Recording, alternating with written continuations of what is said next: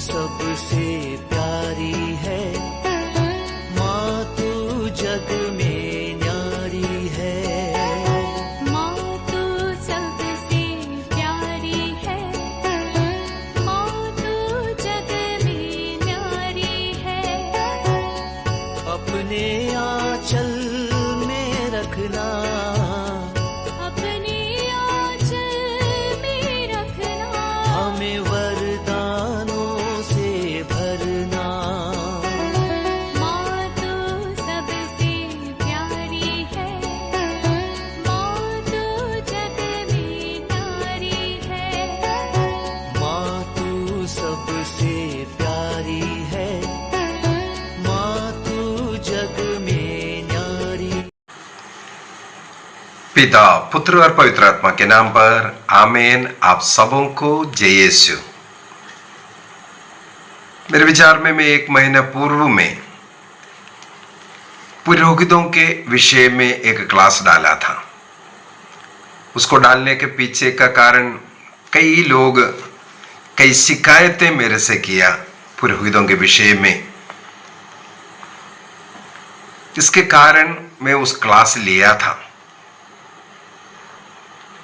और कई लोग उस क्लास को देख करके पुनः मुझसे कुछ और बातें किए हैं और बड़े खुशी की बातें हैं। आज तक उस क्लास के विरुद्ध में न किसी पुरोहित ने या अन्य किसी विश्वासी ने उसके विरुद्ध में कुछ बोला नहीं है, बल्कि जो पॉइंट मैंने उस क्लास में बताया वो बहुत ही ज़रूरी था। उसके लिए कई पुरोहित मुझसे फ़ोन में भी बात किया और उस क्लास के टिप्पणी में भी मुझे पढ़ने के लिए मिला। और उसके साथ साथ कुछ लोग कुछ और बातें मुझे बता करके दिया। इसलिए मैं चाहता हूँ एक और क्लास पुरोहितों के लिए ही डालना चाहूंगा, क्योंकि हम कलीसिया में मिलकर के चलते हैं, प्रभु का शरीर का अंग है। एक दूसरे को प्रोत्साहित करना, उनकी कमजोरियों में, बलहीनताओं में एक दूसरे को मदद करना हम क्रिस्तियों का, मैं समझता हूं, प्रथम कर्तव्य है।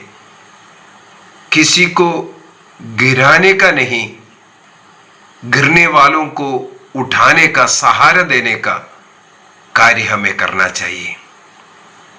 विशेष रूप से मैं पुरोहितों के लिए बोलूंगा, पुरोहिताई कार्य आसान कार्य नहीं है। इस संसार के, इस पाप में, संसार के अंदर हमारे बीच में रहकर, हम से एक जैसे रहकर प्रभु के लिए पूर्ण रूप से समर्पित जीवन जीना, संसार को त्याग कर, लौकिकता को त्याग कर प्रभु में लीन रहना इतना आसान बात नहीं है। इसलिए अन्य लोगों की सहायता उनको जरूरत है।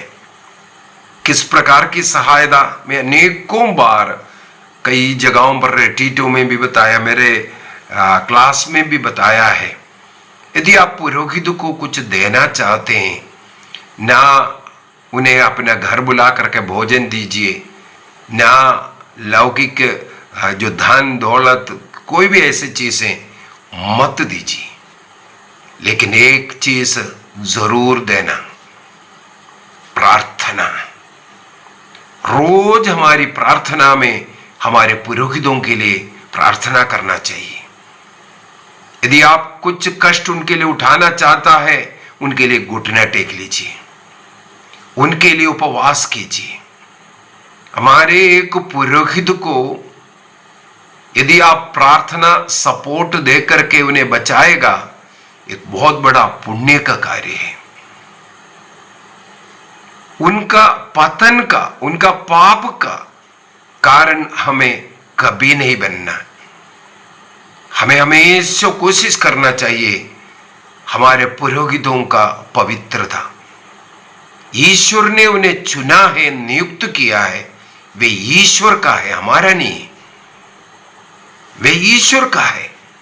तो ईश्वर में, ईश्वर जैसे रहने के लिए हमारे प्रार्थनाओं का, हमारे अन्य जरूरत जो मदद है उसकी जरूरत है। तो वो सपोर्ट, मोरल सपोर्ट, प्रार्थना का सपोर्ट हम उनको देते रहेंगे। कैथोलिक कलीसिया का धर्म शिक्षा ग्रंथ के अंदर 1142 से लेकर के आगे 45 तक अगर पढ़ेंगे, कैटेकिज्म ऑफ कैथोलिक चर्च 1142 to 145, वहां पर इस चुने हुए पुरोहित का कुछ रिस्पॉन्सिबिलिटी के विषय में लिखा हुआ है।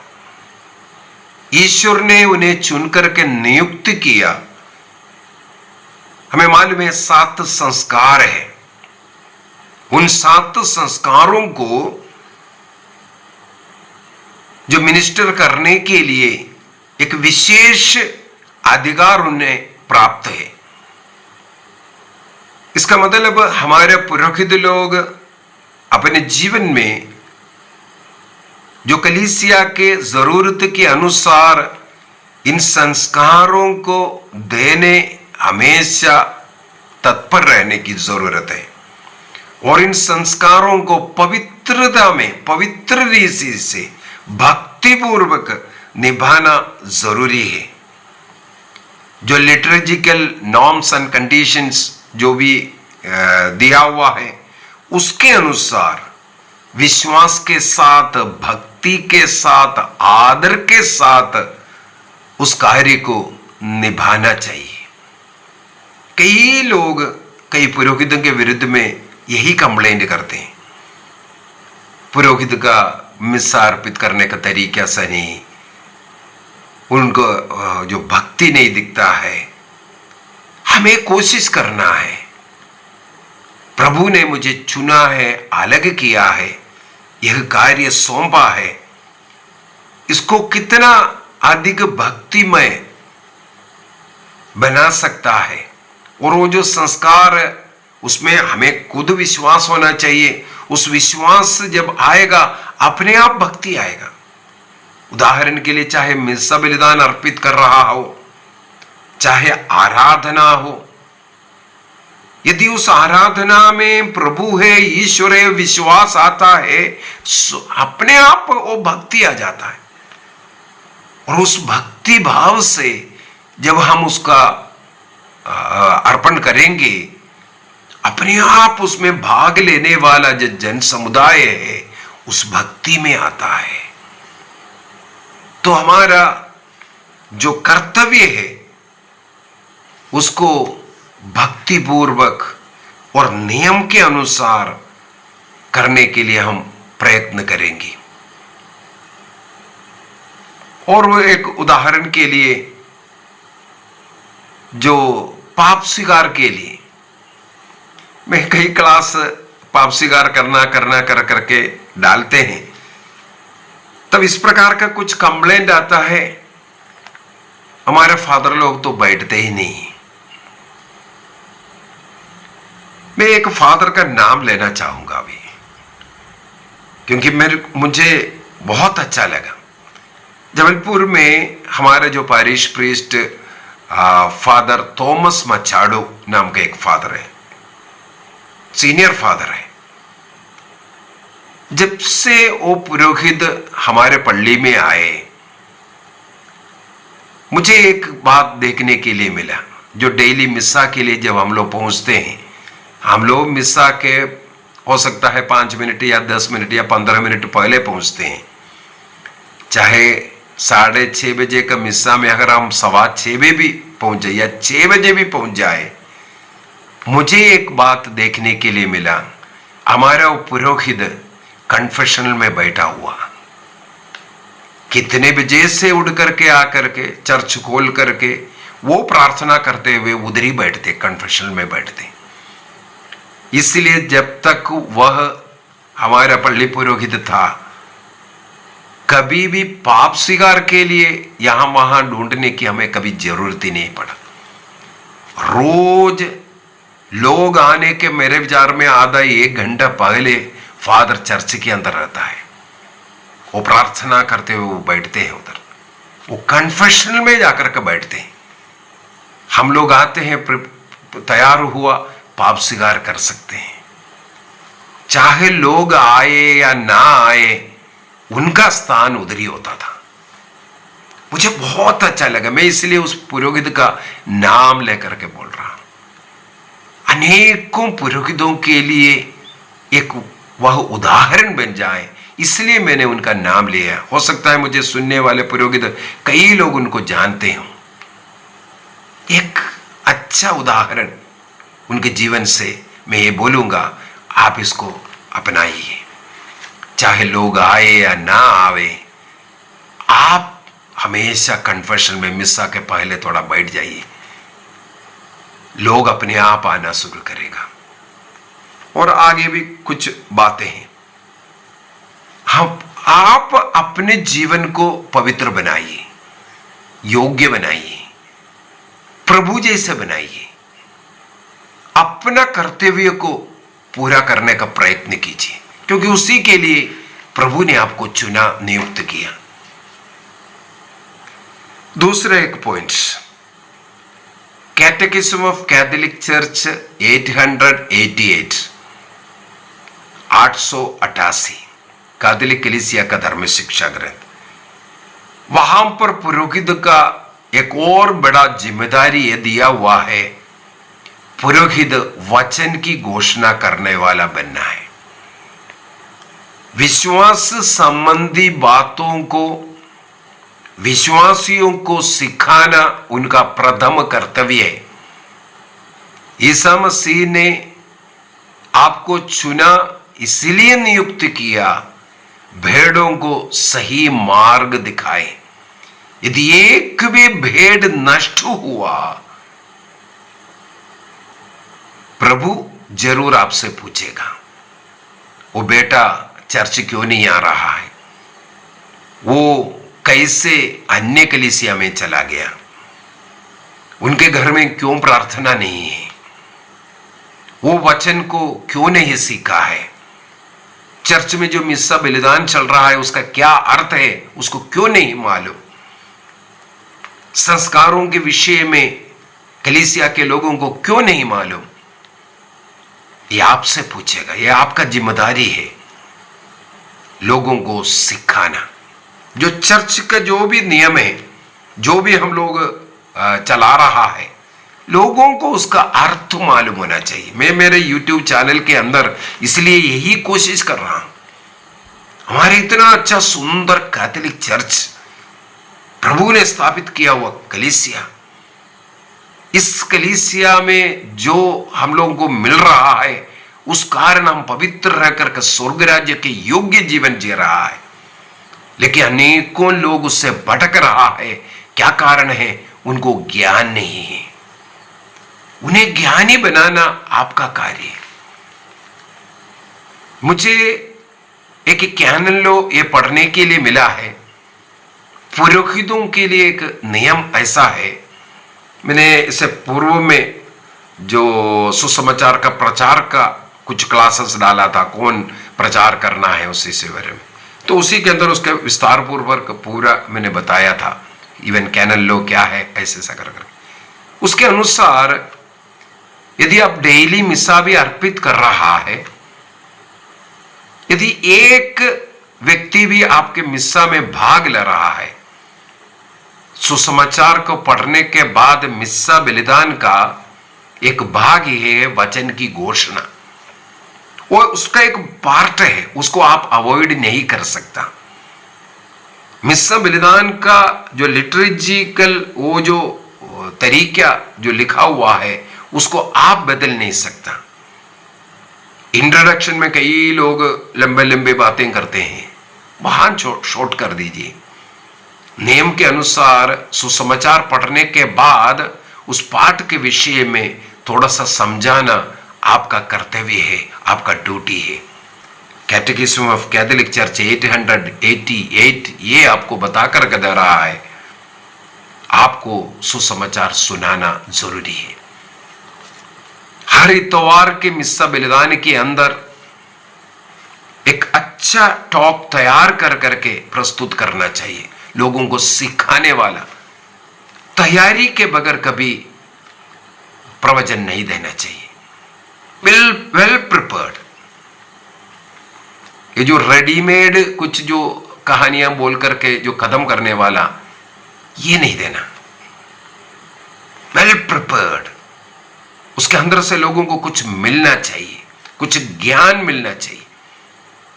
और प्रतिदिन का कम से कम 3-4 मिनट जो डेली मिसा में भी थोड़ा सा मनन चिंतन करवाना जरूरी है, नियम है। कानून के अनुसार ये आप उस नियम में बंधा हुआ है। तीसरा point, catechism of Catholic church 1589।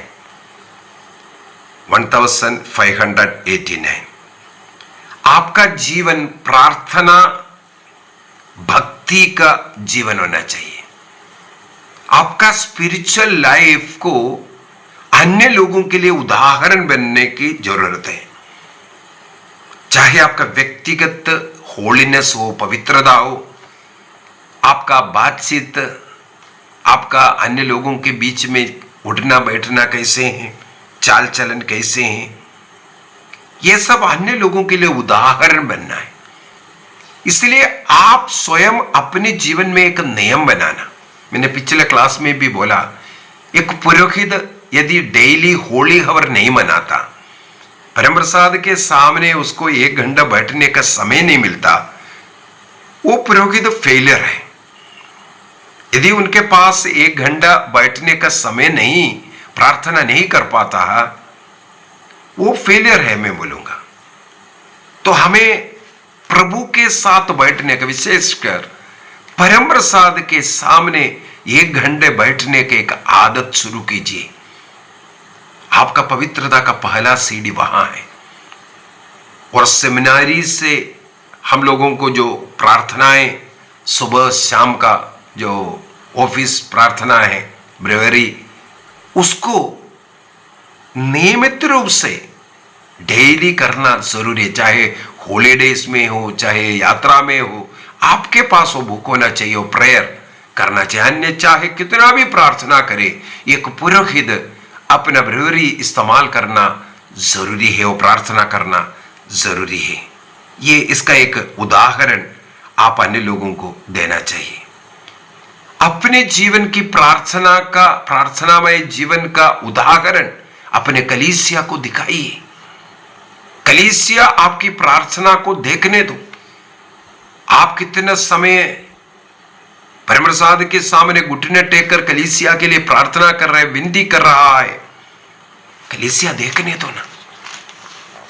आप अपने जीवन का उदाहरण इस प्रकार का प्रार्थना का उदाहरण देना। अब्राहम का जीवन मुझे बहुत इस प्रकार का उदाहरण देता है। अब्राहम का विषय में लिखा है, उत्पत्ति ग्रंथ उसके अध्याय 12 में ईश्वर ने अब्राहम को बुलाया। अब्राहम उस बुलाहट स्वीकार कर प्रभु के मार्ग पर चलना शुरू किया। मुझे स्पर्श करने वाला कुछ शब्द ऐसा है। सबसे पहले उत्पत्ति ग्रंथ अध्याय 12 वाक्य 7 में, जेनेसिस चैप्टर 12 वर्स 7, वहां पर लिखा है, प्रभु ने अब्राहम को दर्शन देकर के कहा, मैं यह देश तुम्हारे वंशजों को प्रदान करूंगा। अब्राहम ने वहां प्रभु के लिए, जिसने उसे दर्शन दिए, एक वेदी बनाई। अब्राहम सबसे पहले प्रभु के लिए एक वेदी बनाई, ये लिखा है। इसके बाद हमें मालूम है दूसरा थोड़ा सा और आगे बढ़ करके आए और बेथेल के बीच में दूसरी बार फिर से वहां पर वेदी बनाते हैं। और अध्याय 13 के अंदर वाक्य 18 में आखिरी में जाकर के वो हेब्रोन के मामरे के जो बलूत के पास वो बसना शुरू किया था, वहीं लास्ट में सेटल हुआ था। वहां पर भी वह प्रभु के लिए एक वेदी बनाई। चाहे जहां कहीं भी अब्राहम गया, प्रभु के आदर में वेदी बनाई। अर्थात अब्राहम का जीवन वेदी से जुड़ा हुआ था। आप चुने हुए व्यक्ति है, ईश्वर ने आपको उस वेदी से जुड़ करके जीवन जीने के लिए चुना है। केवल मॉर्निंग एक मिसा बलिदान अर्पित किया, चर्च बंद किया, इसके बाद दुनियादारी में रहेगा, आपका जीवन खराब हो जाएगा। आपका जीवन उस वेदी के इर्द गिर्द होना चाहिए। लोगों को देखने दो, हमारा पुरोहित चर्च खोल करके उस वेदी से जुड़ा हुआ जीवन है। अर्थात परम प्रसाद प्रभु ईसा मसीह आपके जीवन में आग लगना चाहिए। वो आग, वो उत्साह के साथ आप उस ऑल्टर के साथ जुड़े रहना, और उस ऑल्टर में रोज प्रार्थना में, चाहे मिस्सा हो चाहे आराधना हो, पूरे दुनिया को, अपने कलीसिया को, लोगों को उठाइए, प्रभु को अर्पित कीजिए। यही कार्य आपका है। चाहे ब्रेवरी प्रार्थना है, कलीसिया के लिए आप मध्यस्थ करने का समय है, ये आपके मन में होना चाहिए। माता मरियम का जीवन हमें मालूम है। प्रभु यीशु मसीह के जन्म से, अपने गर्भ में जन्म देने से लेकर के यीशु के साथ चलने वाली मां उस गत्समनी के क्रूस के नीचे तक उनके साथ चली, उसके साथ सुख में, दुख में, कष्ट में, पीड़ा में साथ देने वाली उस मां आपका आश्रय बनने का। मां का भक्त बन जाइए। अपने आप उस मां का हाथ पकड़ करके चलने का कोशिश कीजिए, मां आपको लेकर के चलेगा। आपका जीवन भी एक पुरोहिताई को मैं कई बार बोल करके दे रहा हूं। एक पुरोहिताई का मतलब है, उनका जीवन है ईसा मसीह के वो गत्समनी से कलवारी की ओर जो यात्रा है, वो है एक पुरोहित का जीवन। सुख अय्याशी नहीं, बल्कि कष्ट पीड़ा, क्रूस उठाने वाला वो जीवन, इसके लिए आप वो बुलाए गए हैं, इसलिए आप आ कर करके आए। माता मरियम हमारे लिए उसका एक उदाहरण है। चौथा point, catechism of Catholic church 1589 में और 92 में। मैं इसलिए कैटेकिज्म से जोड़ करके बोल रहा हूं क्योंकि आधिकारिक टीचिंग बन जाए। मैं अपना मर्जी से या कहीं से किसी ने कुछ बोला उसके कारण नहीं, हाँ जरूर बोला, उसके लिए मुझे कैटेकिज्म में उसका पॉइंट मिल रहा है, इसी वजह से उसी के साथ जोड़ करके मैं बोल रहा हूं। तो कैटेकिज्म 1589 एंड 92, 1592, वहां पर अपना जीवन को मॉरल और एथिकल जो स्वभाव का बनाना बहुत जरूरी है। अपने जीवन का चाहे पहनावा हो, चाहे बातचीत हो, कुछ भी हो, वो अन्य लोगों के लिए उदाहरण होना है, साथ साथ हमारी आत्मा को बचाने लायक भी होना चाहिए। पवित्रता की साधना करे, इसके बगैर कोई ईश्वर का दर्शन नहीं कर सकता। इब्रानियों का पत्र अध्याय 12 वाक्य 14 में हम लोग पढ़ते हैं। हिब्रूस चैप्टर 12, हिब्रूस चैप्टर 12, वहां पर वाक्य 14 में पवित्रता की साधना करे, इसके बिना कोई ईश्वर के दर्शन नहीं कर सकता। जीवन में हर घड़ी हर पल इसी का ही साधना करते रहे। अभी हाल ही में हमारे पल्ली में एक नया पुरोहित इसी वर्ष में जो ऑर्डेन हुआ है, मुझे बहुत अच्छा लगता है। ऐसा नया नया जब हमारे पल्ली में आया, उन्होंने एक बात आग्रह किया कलीसिया से, हमारे लिए, मेरे लिए प्रार्थना करना ताकि मैं जीवन के अंत तक पवित्र रह सकूं। वाह, मुझे मेरा रोंगटे खड़े हो गए। मेरे जीवन में पहली बार एक पुरोहित का ये आग्रह मैंने सुना, ताकि मेरे जीवन के अंत तक मैं पवित्र रह सकूं। इसके लिए मेरे लिए प्रार्थना करो। हर पुरोहित का मन में ये विचार होना।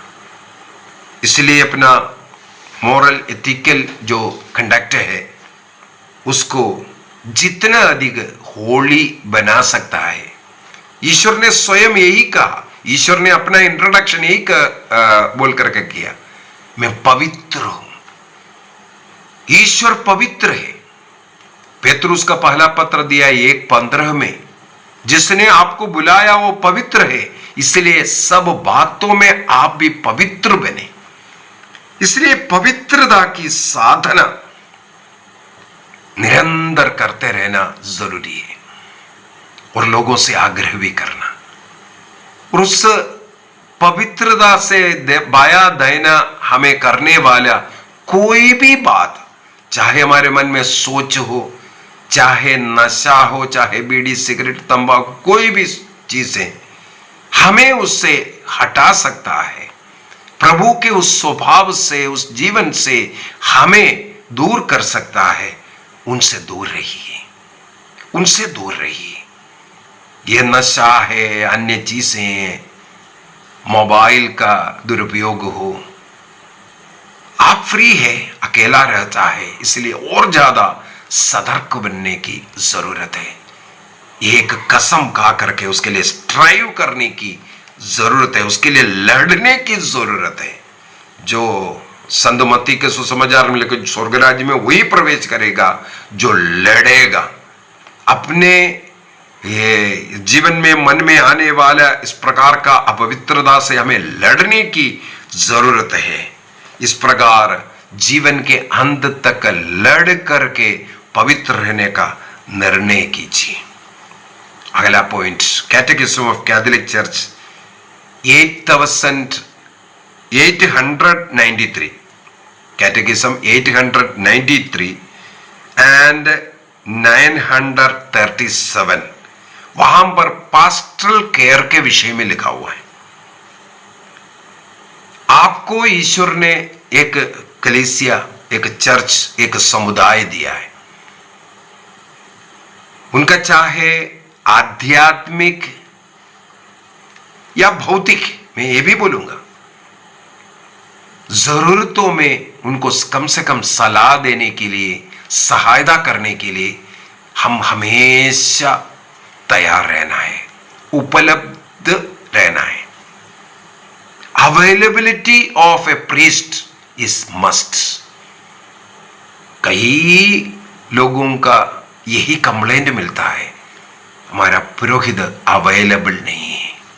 जैसे पिछले क्लास में भी मैंने बोला, मुझे भी दुख लगा, एक बहन, उनके पति आईसीयू में पड़ा है, बहुत सीरियस। मैंने बोला पुरोहित को बुलाओ, साक्रमेंट वगैरह देगा। बोलते वो आता नहीं है। कितना दुख की बात होता है। हमें घर विजिट करना, लोगों का हालचाल पता करना, और उनके जीवन में कुछ कमियां दिख रहा है बता करके देना, उन्हें सुधरवाना, विशेषकर बच्चे, युवक युवतियां, बड़े लोग, बताने के लिए, डांटने के लिए आपको नियुक्त किया है। आप अपने जीवन को जब अच्छा बना कर रखेगा, आपको पावर इस्तेमाल करने में कोई हिचकिचाहट नहीं होगा। इसलिए अवेलेबल रहिए। कई लोग बोलते हैं फादर आते नहीं है, फादर प्रार्थना नहीं करते हैं आकर के। ये सुनने में बहुत दुख लगता है। कैटेकिज्म 893 937 में पास्टरल केयर के विषय में एक भी व्यक्ति का ऐसा कंप्लेंट ना हो, कोशिश करना है हमेशा अवेलेबल रहने के लिए। कई जगहों पर मुझे भी ऐसा दुख लगा है, कहीं किसी से मिलने के लिए गए पुरोहित से, बाहर ही रुकाते हैं, नहीं फादर का भी सोने का टाइम है, कब उठेगा हम इंतजार करेंगे। 1 बजे के पहले रूम में प्रवेश किया, बोलते 5 बजे अभी चाय के लिए आएगा। मेरे विचार में इस प्रकार का जीवन अच्छी नहीं है, बीमारी लेकर के आएगा। और लोगों के लिए अगर आप अवेलेबल नहीं है, दोपहर को सोने वाला ग्रुप पुरोहित है ये। आजकल लोग दिन भर मेहनत कर रहा है एक व्यक्ति को रोटी के लिए, उस समय पर हमें इस प्रकार सो कर के उदाहरण देना, अगर कलीसिया का कोई मिलने के लिए आया, मिलते नहीं, गुस्सा करते हैं उस समय पर, यह अच्छा नहीं लगता है। Early to birth early to rise, work hard. प्रभु देखता है सब कुछ। अगले एक और पॉइंट बोलना चाहूंगा। Catechism of Catholic Church 1554 obedience and loyalty के विषय में है। अपने अधिकारी के अधीन रहिए, बिशप से जुड़ करके रहिए। कोई भी पुरोहित अपने बिशप के खिलाफ ना चले। कई ऐसा अवसर आएगा, घर में एक पिता 5 बच्चे हैं, 5 का अलग अलग कंप्लेंट होगा। कोई भी ऐसा पिता नहीं है 5 बच्चों की एक प्रकार खुश रखने वाला। किसी को डांटना पड़ता है, किसी को ज्यादा लाड प्यार देगा, किसी को मदद की जरूरत होगा, किसी को डांट की भी जरूरत होगा। वो सही पुरोहित पिता है जिसको डांट की जरूरत है डांटते हो, जिसको थप्पड़ की जरूरत है थप्पड़ मारते हो, जिसको प्यार को गले लगाने की जरूरत हो उनको गले लगाते हो। हमारे बिशप के साथ जुड़ करके हमें सेवा करना है। ईश्वर की इच्छा है। जो बिशप हमें मिला है प्रभु ने दिया है। प्रभु जिनका आदर कर रहा है हमें भी उनका आदर करना है। एक बिशप से जुड़े बगैर हम अपना मर्जी का कार्य करेगा, ये शैतान का कार्य। चाहे कितना भी अच्छा कार्य क्यों ना हो, कितना भी अच्छा कार्य क्यों ना हो, यदि उस अनुमति के बगैर है या उसके खिलाफ है, ये पाप है। Obedience is better than sacrifice, ये बाइबल का वर्ड है। प्रभु ओबीडियंस को देखते हैं। 3 वॉवस, उनमें से सबसे प्रथम वॉवस यही होना है, ओबीडियंस। ओबीडियंस नहीं है कुछ भी नहीं है। इसलिए सबसे पहले ओबीडियंट बनना है। केरल के एर्नाकुलम जो डायसिस में जो चल रहा है, बड़े दुख की बात है। केवल केरल का इसलिए मैं उदाहरण लिया, अब चल रहा है। लेकिन हमारे अनेकों धर्म प्रांतों में मुझे मालूम है, क्योंकि मैं बहुत धर्म प्रांतों में गया।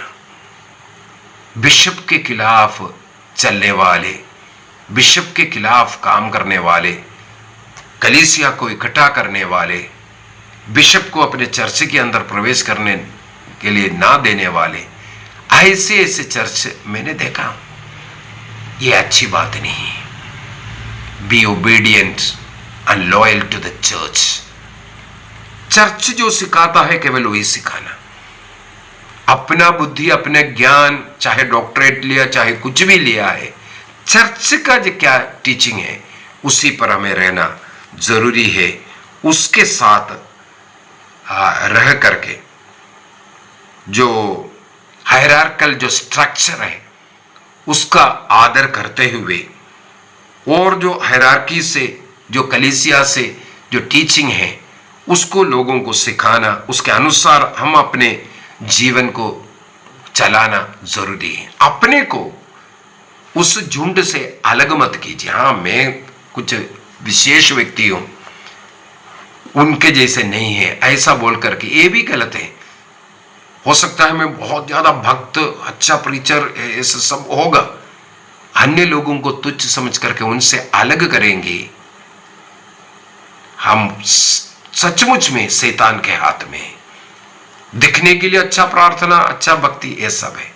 हमें उस झुंड के साथ चलना है, कलीसिया से जुड़ करके, बिशप के अधीन रहकर, उनका कहना मान करके उसके अनुसार चलने वाला हमें बनना है। हमारी इच्छा नहीं,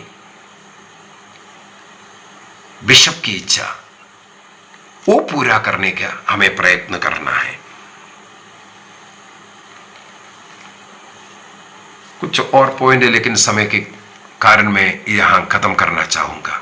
आखिर में यही बोलूंगा, हम मिल करके प्रभु की सेवा करेंगे, प्रभु की इच्छा के अनुसार चलेंगे, पवित्रता का साधना करेंगे, कलीसिया की सेवा करेंगे और एक भी आत्मा नष्ट ना हो इसके लिए हम प्रयत्न करेंगे। एक एक आत्मा ईश्वर के लिए बहुमूल्य है। यदि मेरा एक मुस्कुराहट, मेरा एक हो सकता है एक फोन कॉल उठाने के द्वारा किसी आत्मा बच जाए, किसी का डाउट दूर हो जाए, इससे बढ़कर के क्या कार्य है। इसलिए हम प्रयत्न करेंगे, अपने बुलाहट को पहचान कर उस बुलाहट के प्रति ईमानदार रहकर हम इस कलीसिया की सेवा करेंगे। आइए हम अपनी आंखें बंद करें, हमारे सभी पुरोहितों को याद करें, उनके लिए प्रार्थना करें। प्रभु का अनुग्रह हास्य सुन पर आवे, बुलाहट के प्रति ईमानदार रहने, पवित्रता का जीवन जीने, कलीसिया की सेवा कर वो योग्य बने रहे। पवित्र आत्मा का शक्ति एवं सामर्थ्य उनके साथ सदा रहे। पिता, पुत्र और पवित्र आत्मा के नाम पर आमीन। आप सबों को जय यीशु।